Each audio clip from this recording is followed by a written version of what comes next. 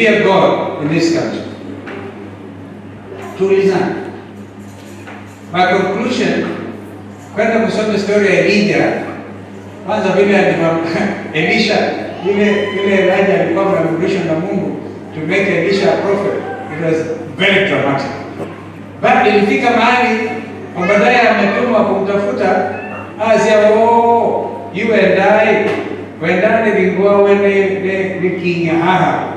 I not Elijah Obadiah, go and tell Ahab Elijah is here.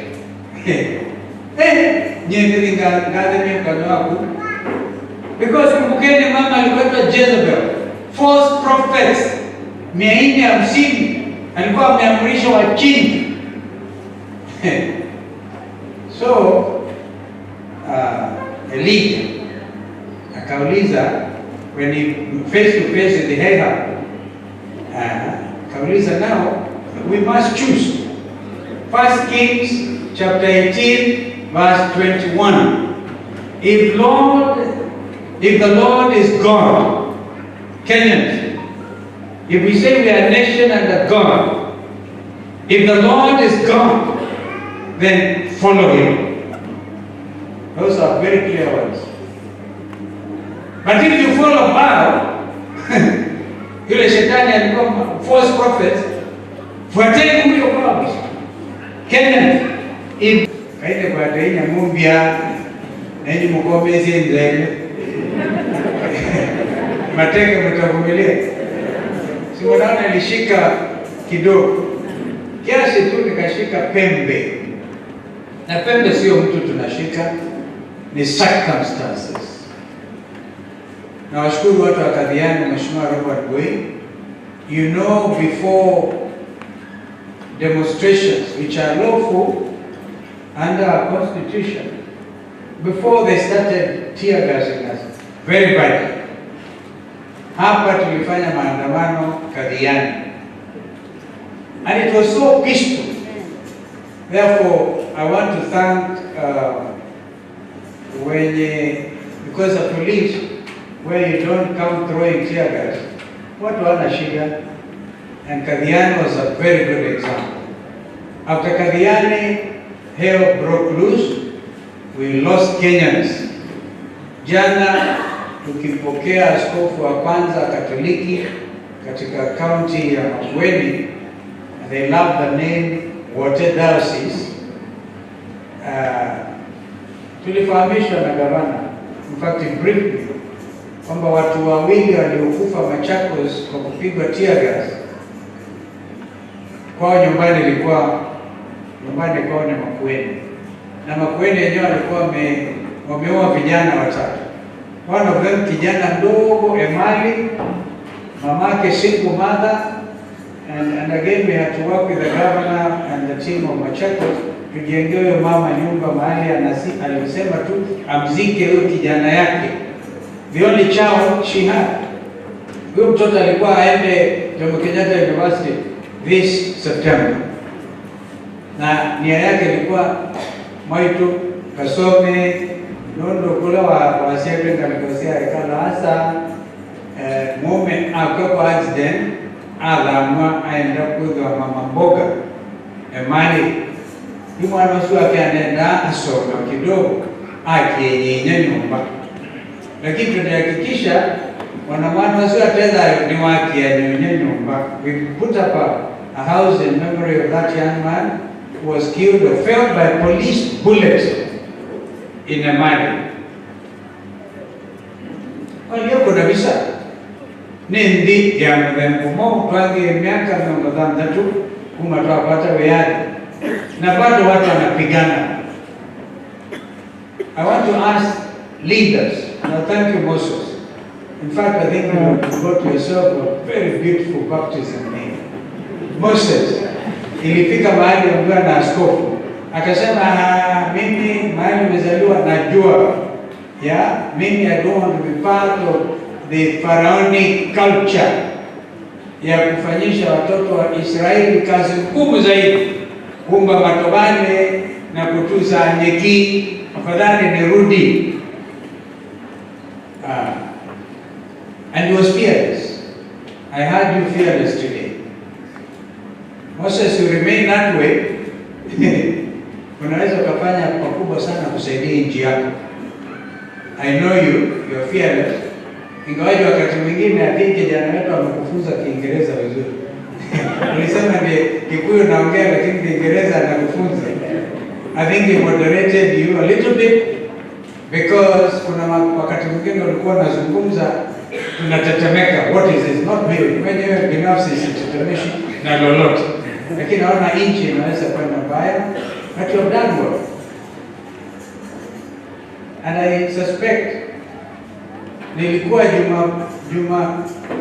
think it was on Friday, kumzika mama Kirima, shujaa wa Mau Mau Nyeri. Yule aliokoa Moses Kuria ni mimi. Waliponiona nimefika, alikuwa hapo. Wakaona nimefika, mishale yote sasa nikaelekezwa mimi. Wakaachana na Moses Kuria. Ano mimi na dhina Kenya. Hawaaminiani, wanachukiana for nothing. Na ndio tukasema tuzungumze. Even the Bible, I think that we should remember, come let us reason together. It's a time to reason together. And there's nothing maybe Kalonzo binafsi nina interest in. But as an Azimio la Umoja One Kenya leader, I was asked to lead our team and I'm trying the best I can. No, I was not really exactly asked, we discussed. Nikasema mahali hiki tumefika, wacha sasa tupatie msukumo wa mwisho. Na nikamshukuru William Ruto kwa sababu yeye pia ameunga mkono mambo haya. So in between, inaonekana shida ya dialogue in Bomas is really not, it used to be localized somewhere around hapo kwenu. Moses Kuria, go and talk to them. Localize kidogo. No. Mundu aite kana Kalonzo aendie kwa line, aendie ya Tena, everything. Mutuko. Jameni, nilikuwa wanoka shilingi kama vingia karibu zingekea mupisha nipikie chakula. And you don't do certain things. You have to have a sense of decorum in your conduct.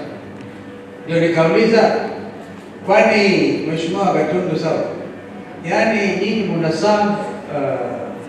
serve lunch at dinner because this was an event on a very important matter, climate change and the problems we are having in the world today.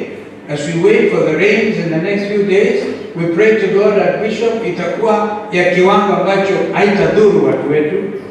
Climate Summit, bringing together all the African heads of state.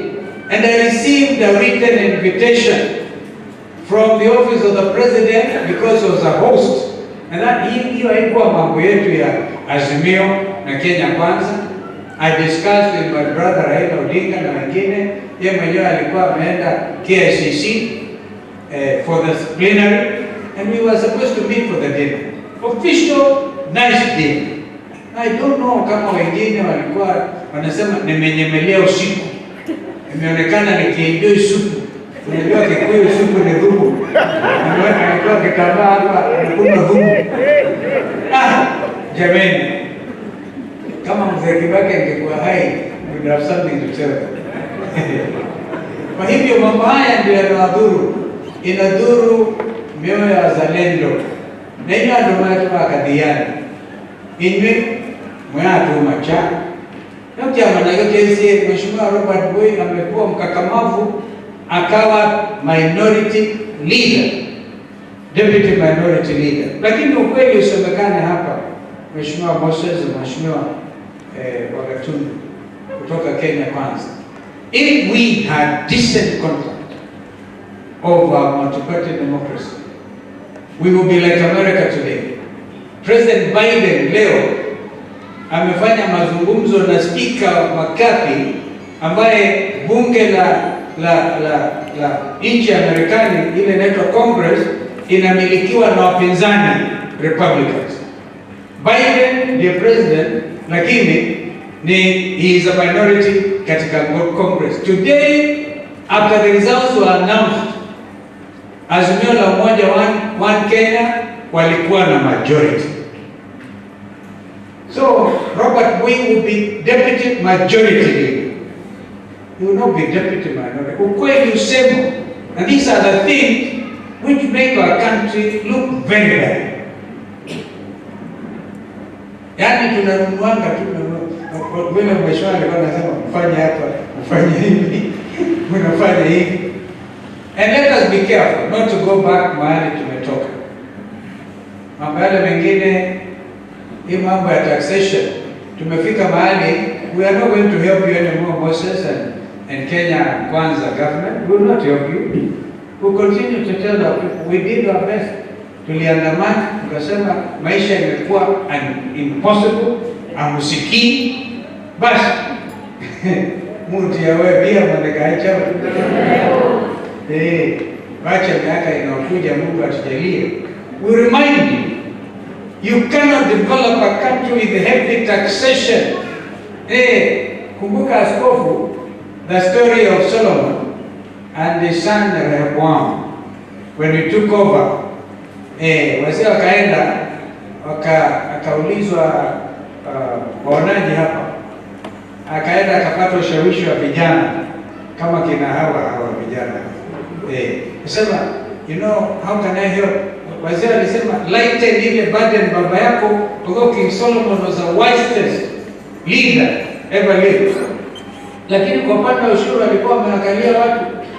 Sasa mtoto wake Rehoboam, pande wako zikizunda atumia mama tabia.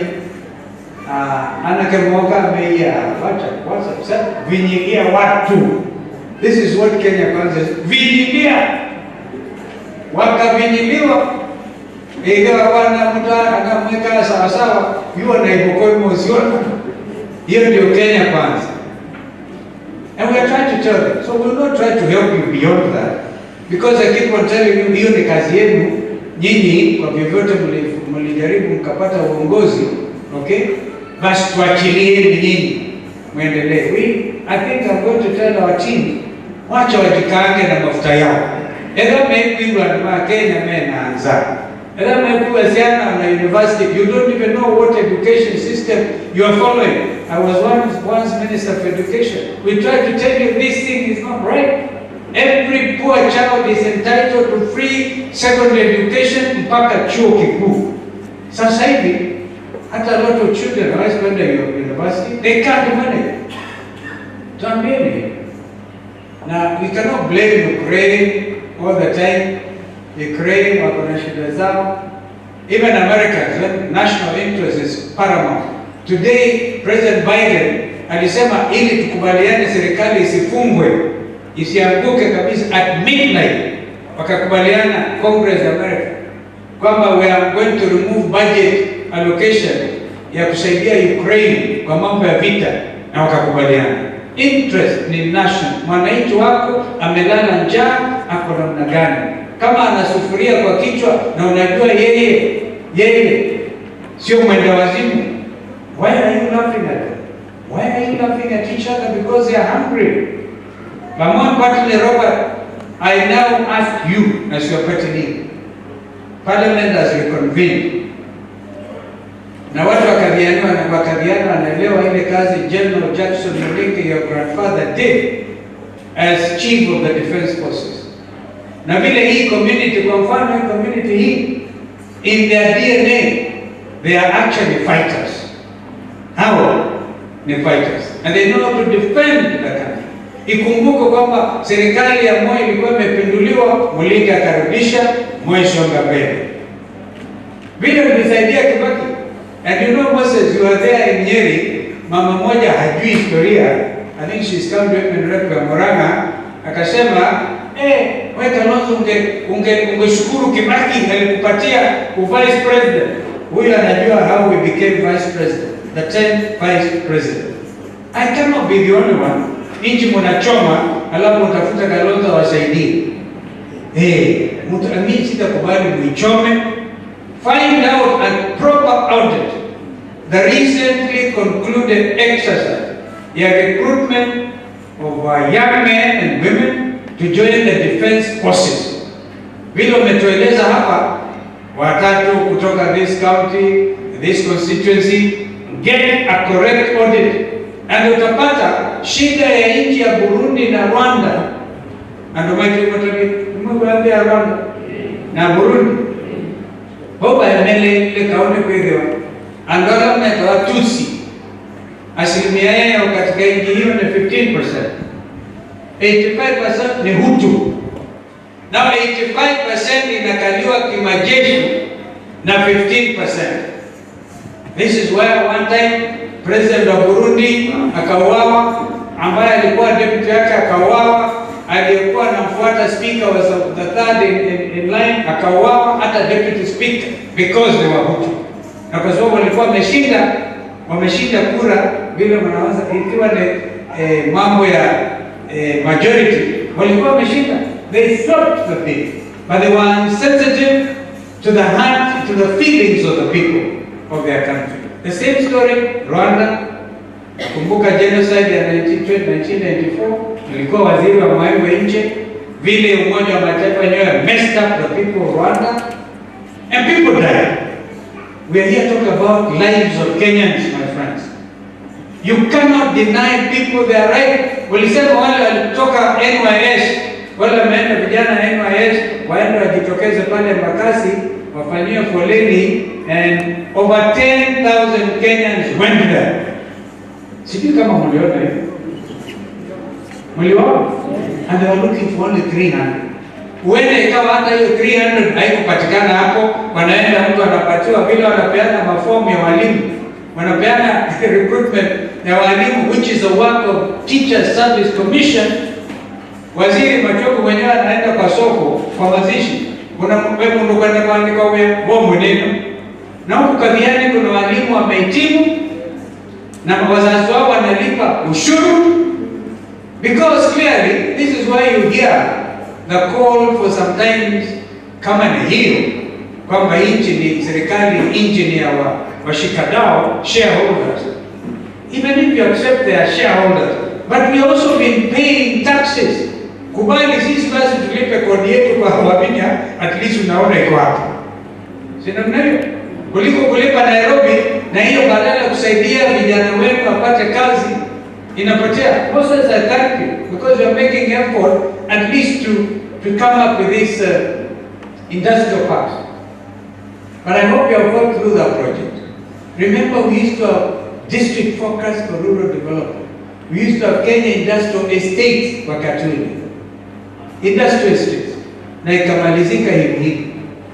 I hope you're going to succeed and you're thinking through it, and I really congratulate you for your non-partisan approach.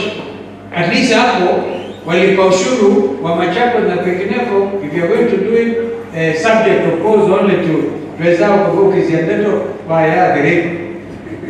Anaona mapotla niseme, ongea na huyo mama so that you take the interest of the people of Machakos. Kenya imejaa. I met people, young people from Kiambu, Thika in particular, in Mwingi, wamejikusanya groups of investors. Wasema kule kwetu kumejaa, we want to invest in Mwingi. I told them welcome. So as you move towards Ukambani, Kajiado kumejaa. Mahali kuna ardhi ni kwa gavana Wavinya. Wavinya kaa ngumu. Ukikubali every Tom and Dick wanyakue ardhi in the name of everything, our people are going to be dispossessed. Kumbuka kuna kikundi my law firm is represented. Aimimalu Kenya. Wazazi wao walikuwa kule, wako na title deed, wanataka kupokonywa. Thank you, Mheshimiwa Senator Kabindo, for what you are doing. And Moses, you know there are people ambao roho zao ni safi, kama yule mama senator. Yeye ni mhubiri, she cannot lie to you. And hata ukipatiwa yeye bure hata kubali. Ukipatiwa hawezi kubali, she's a prophetess. Okay?